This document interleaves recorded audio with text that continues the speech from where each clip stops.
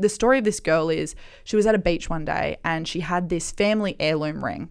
So it was from a grandmother or great grandmother or whatever, and it had been passed down to her. She went to a beach one day and she lost it. The person that runs our station, his daughter they were on a holiday. She looked in the sand and she saw a ring. So her mum put it on this Facebook group in the local area, just going, hey, we found this ring on the beach. Like my 7-year-old daughter's found this ring on the beach. It reached the girl. She goes, oh my God, I thought that was gone. It was 2 months after she lost it. Ben said, I want to do an interview on it. Brilliant. So we had our boss's 7-year-old daughter and the girl whose ring got lost. Oh, you interviewed the daughter. Yeah. The 7-year-old. She was so cute.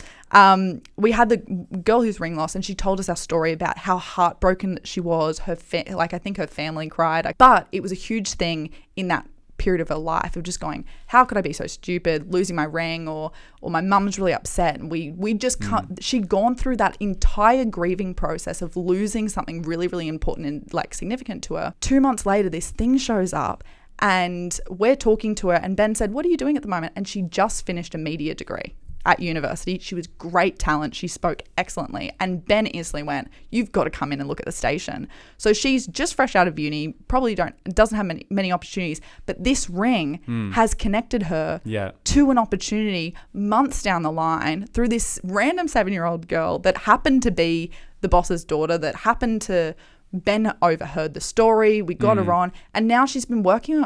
She's been on work experience with us for 2 months.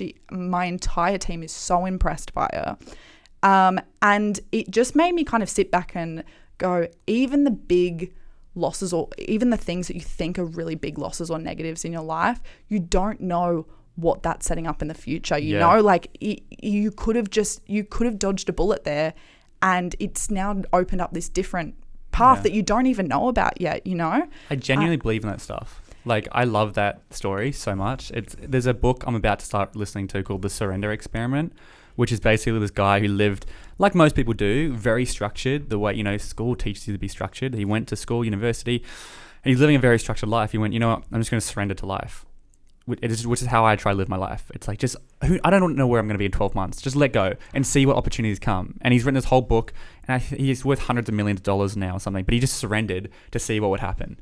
And it's been a huge success.